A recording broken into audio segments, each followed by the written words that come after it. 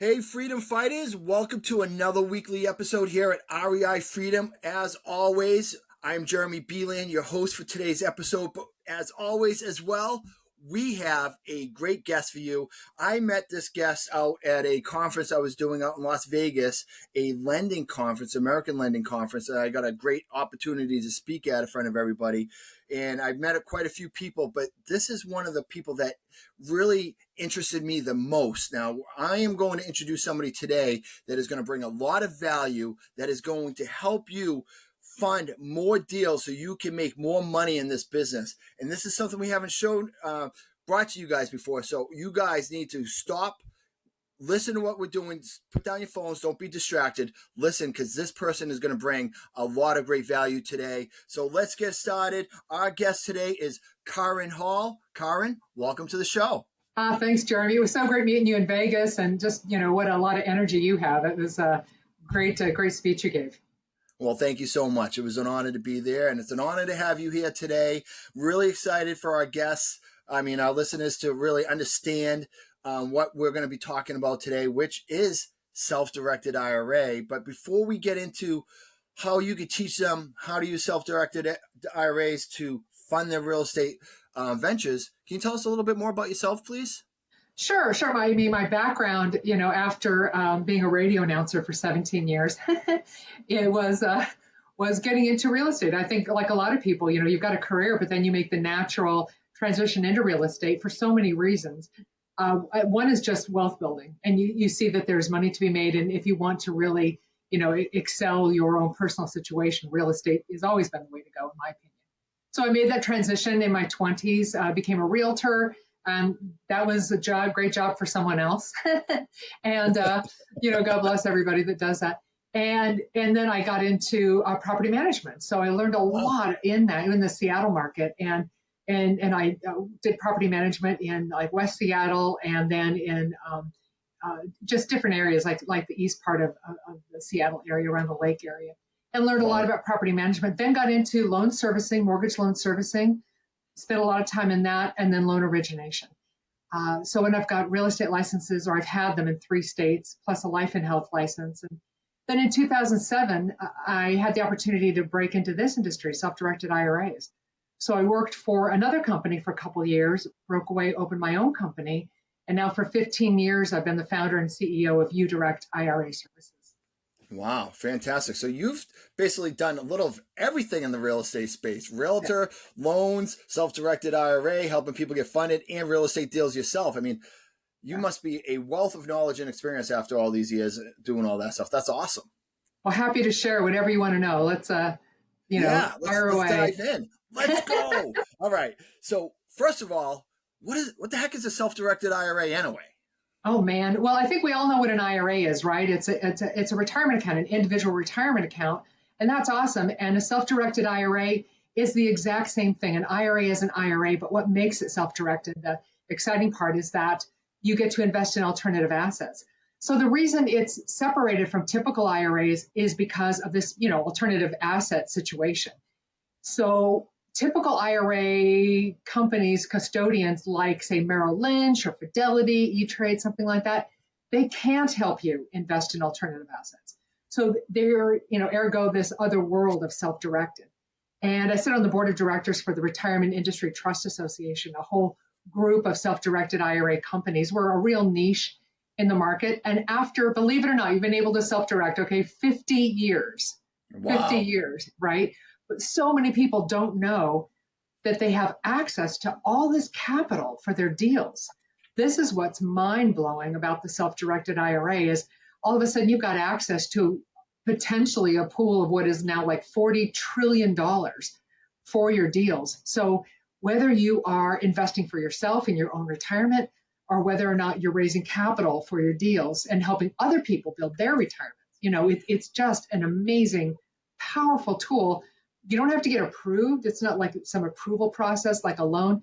You have pretty much direct access to that money. It just takes, maybe a couple of weeks to get the account set up and get the money moved over, and then implement it as an account holder into a deal, and especially like one of the deals you were talking about.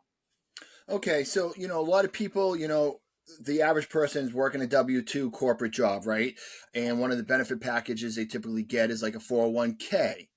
How is a self-directed IRA different than a 401k?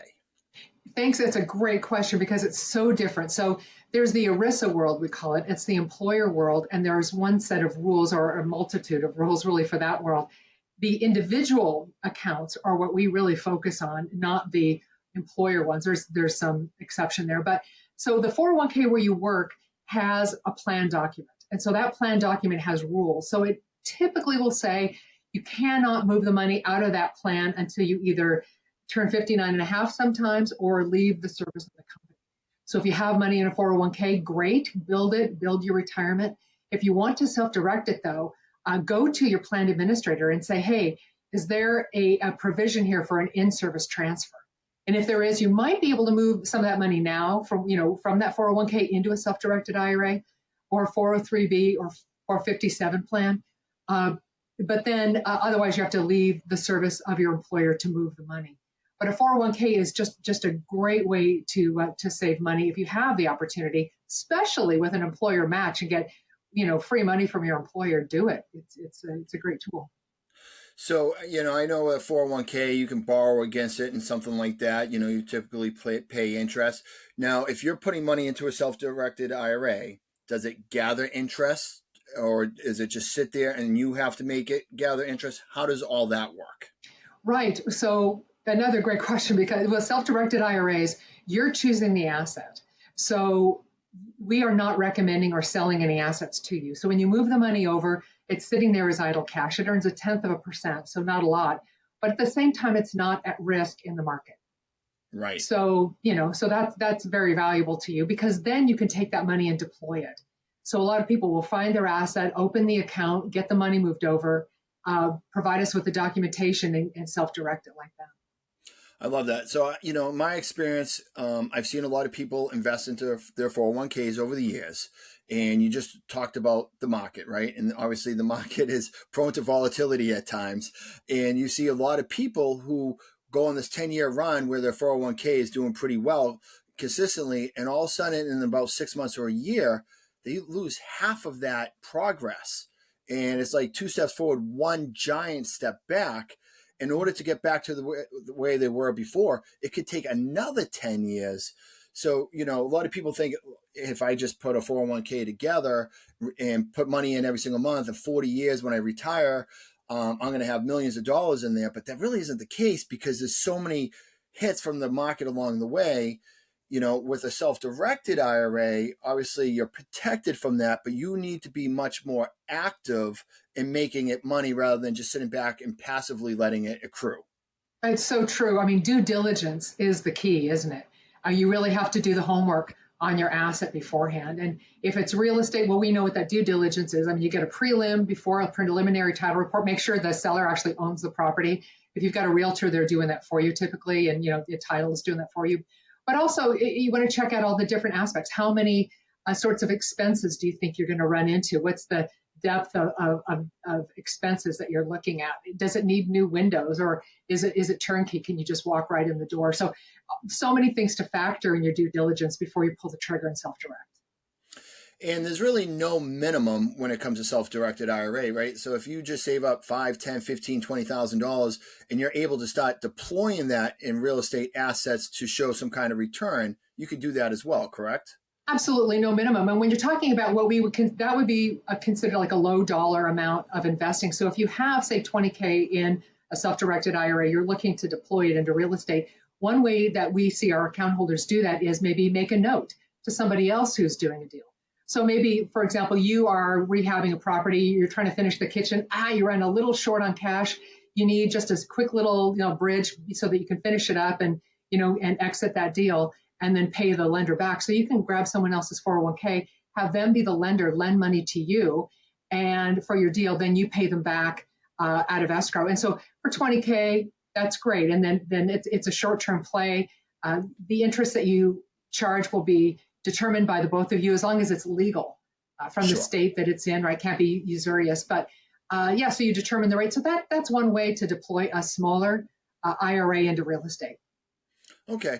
So, a lot of the people listening are people who are looking to, acquire off-market property. So a lot of our listeners are people who are wholesaling and flipping and buying small multifamily rentals, not really syndication. And obviously we know this is a great source for people who are raising money.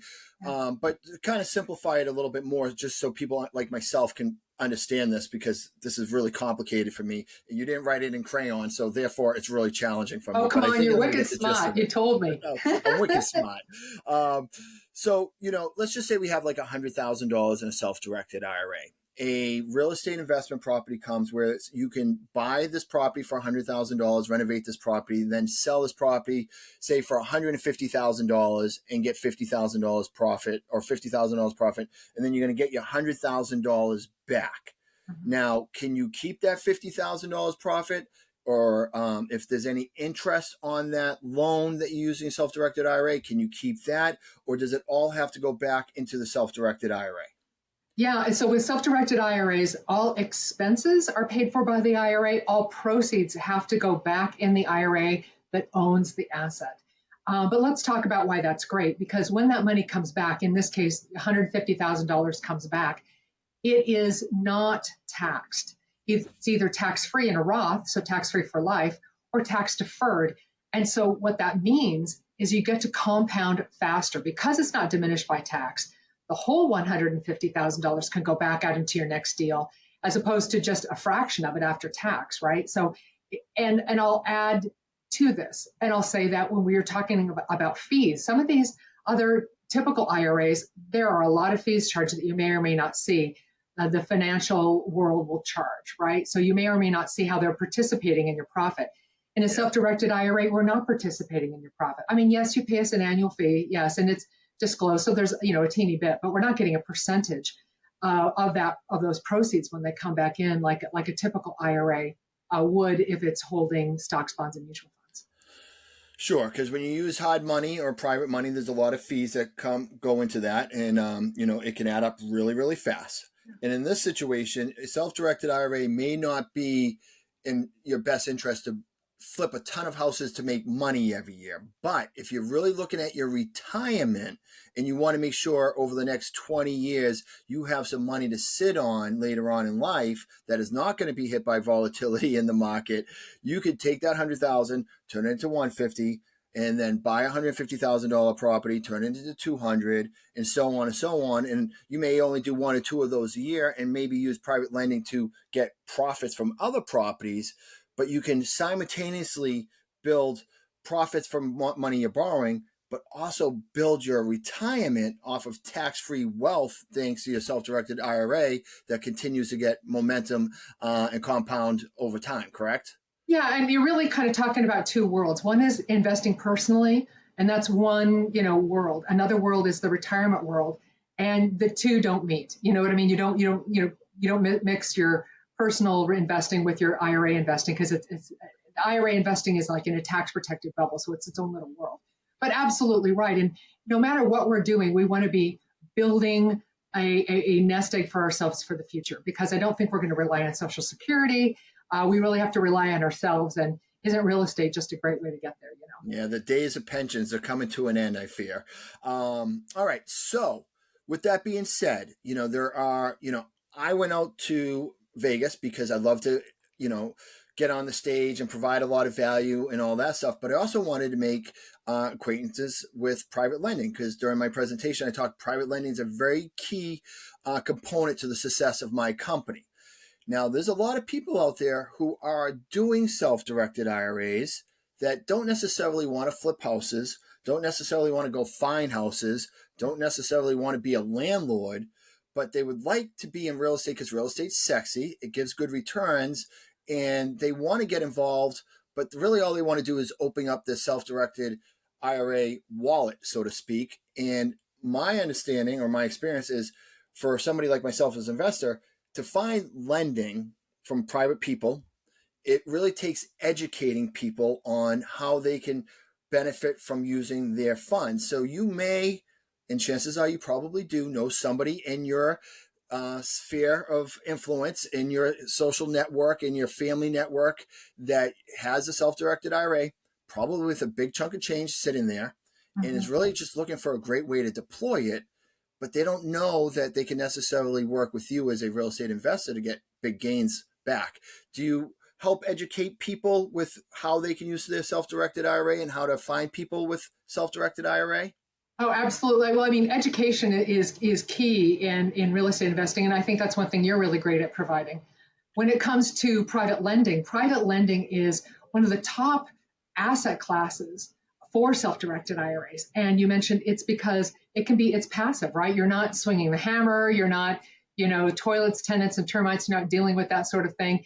And it's a passive thing. So secured and unsecured debt, usually in real estate, secured debt into real estate is just so popular, especially for people who have, W-2 jobs. And you've got a W-2 job, you don't have time to, be out there on the site doing the work and, again, swinging the hammer. But you can passively invest through a note and be a real estate investor that way. Super popular. And as you said, tax-free. And we know there's, I know with capital gains, taxes are pretty expensive. And if you're able to do that tax-free, that's great. And, I know a lot of people that are in the syndication space that raise money. And a lot of what they do is try to find people that are high income earners that have these self-directed IRAs and educate them on, hey, you could take that money, invest it into our property. Here's how it all works. But you can also do that on a lower scale, even if it's just funding a rental property that you're going to burr out, refinance after you do the renovations, or even just a flip.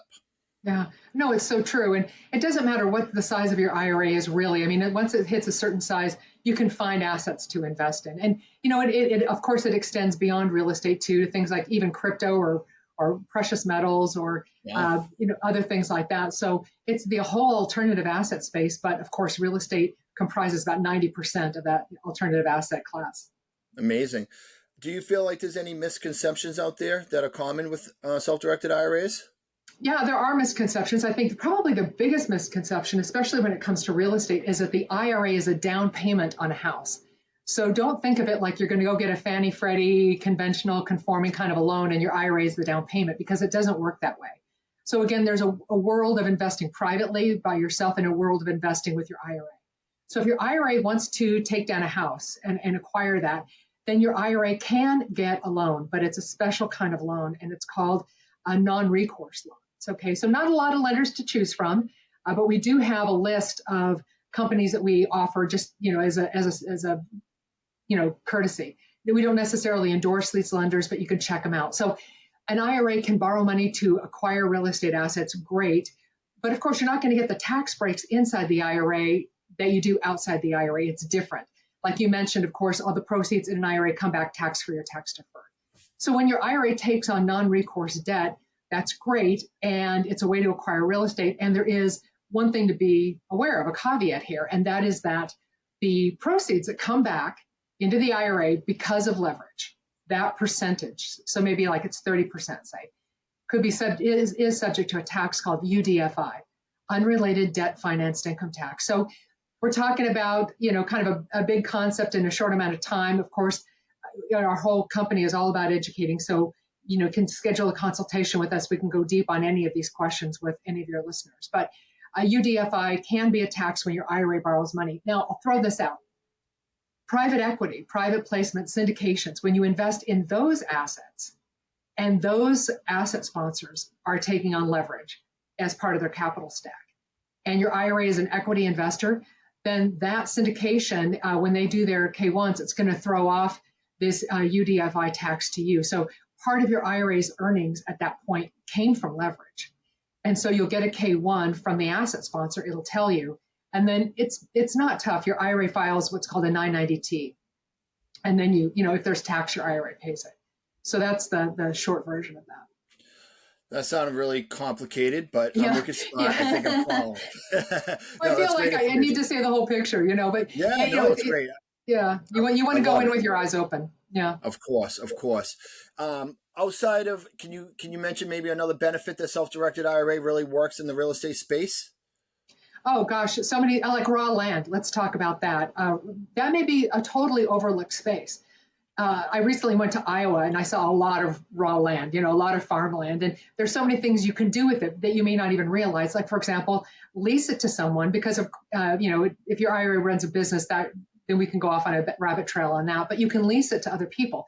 So maybe your IRA owns some raw land, you lease it to a farmer to grow crops, and they pay your IRA rent. Maybe you lease it to somebody who wants to put in windmills, have a wind farm on your IRA-owned land.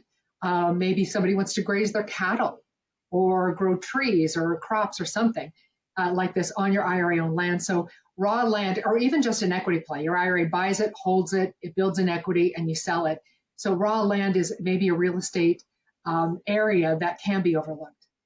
That's amazing. So following that philosophy, is it feasible that you could take $150,000 your self-directed IRA as a business and buy yourself a multifamily property that gets cash flow every month, and then that cash flow could feed the IRA business to help build up that equity over time?